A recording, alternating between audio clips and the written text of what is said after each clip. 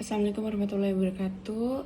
Nama saya Mesaro dari kelas 2C Malam. Saya ingin menjelaskan tentang konsep cara membuat konsep bisnis, yaitu kita harus punya plannya dulu.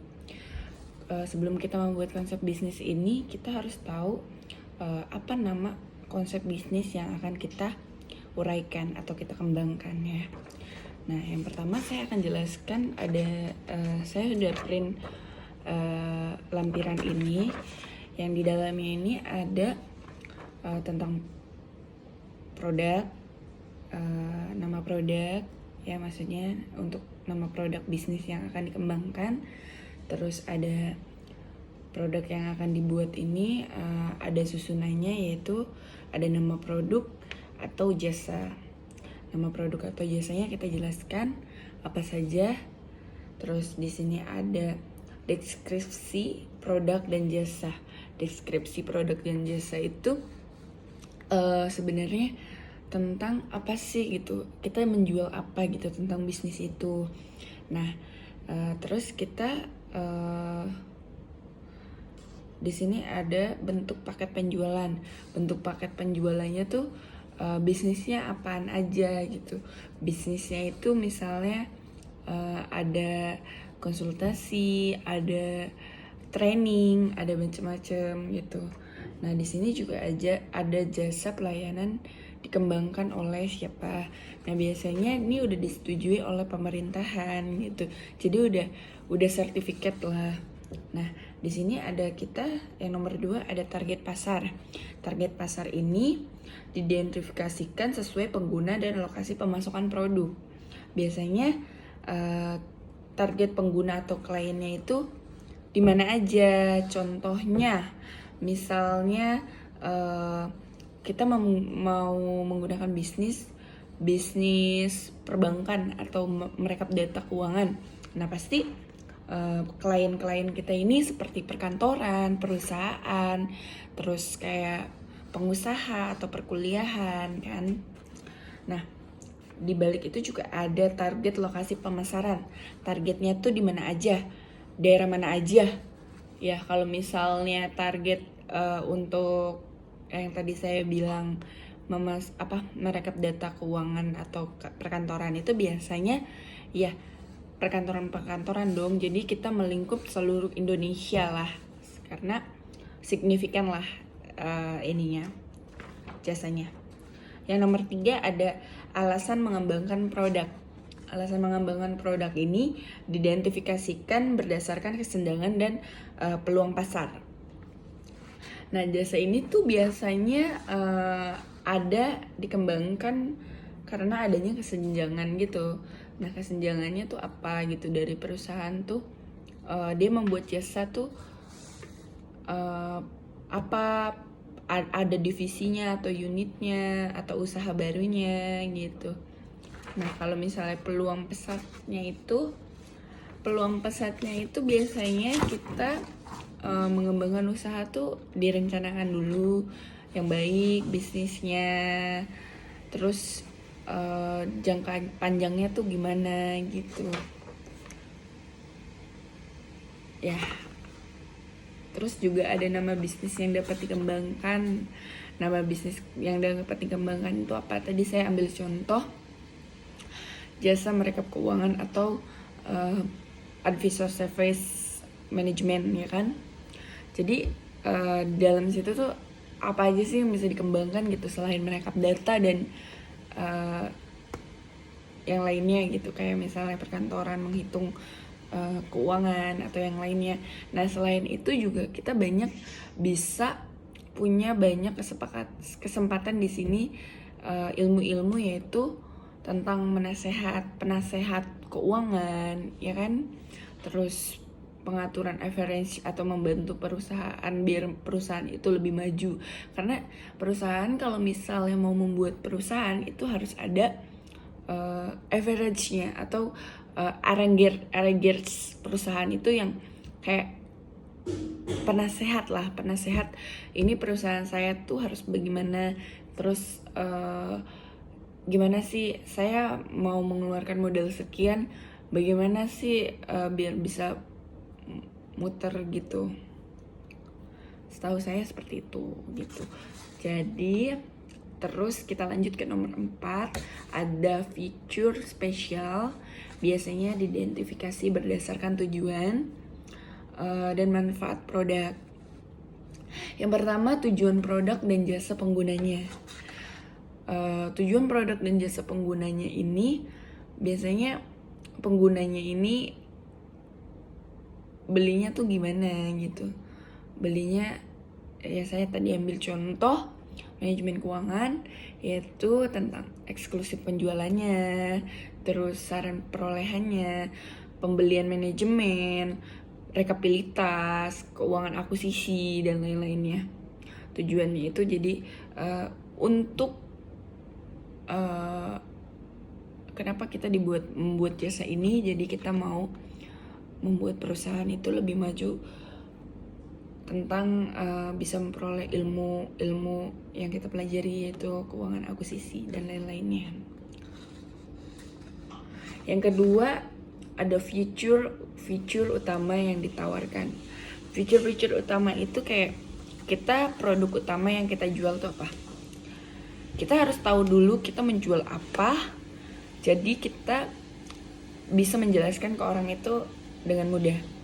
Contohnya manajemen keuangan itu ya kita membuat proyeksi keuangan perusahaan, melakukan proses rekapitulasi dan lainnya. Jadi kita membuat rekapitulasinya itu lebih mudah dan lebih cepat. Karena kebanyakan perkantoran kan rekapitulasinya banyak dan ribet kan. Jadi makanya kita membuat jasa rekapitulasi ini lebih mudah dan lebih efisien. Jadi itu yang membedakan kita dengan jasa-jasa yang lain gitu. Yang ketiga, ada jasa mengembangkan dan memberi manfaat. Nah, jasa yang memberi manfaat kan misalnya dikembangkan dan memberi manfaat itu apa?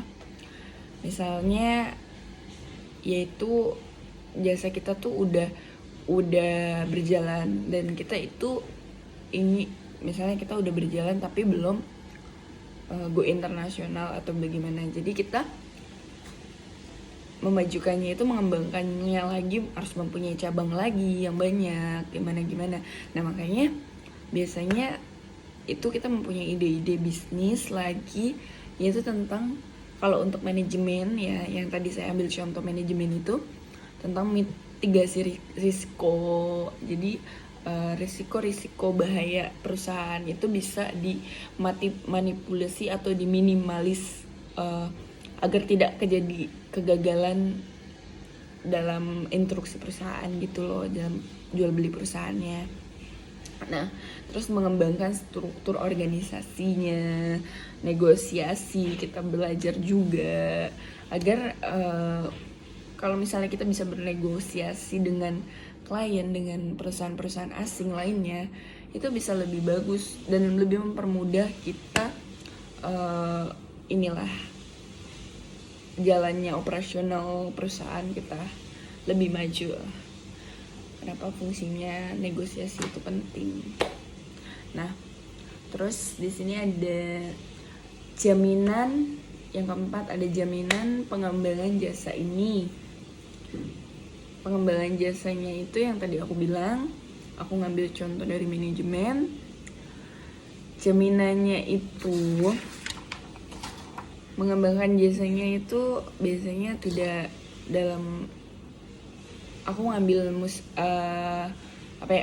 jaminannya ini karena jaminan kita ini jasa kita ini jasa manajemen kan.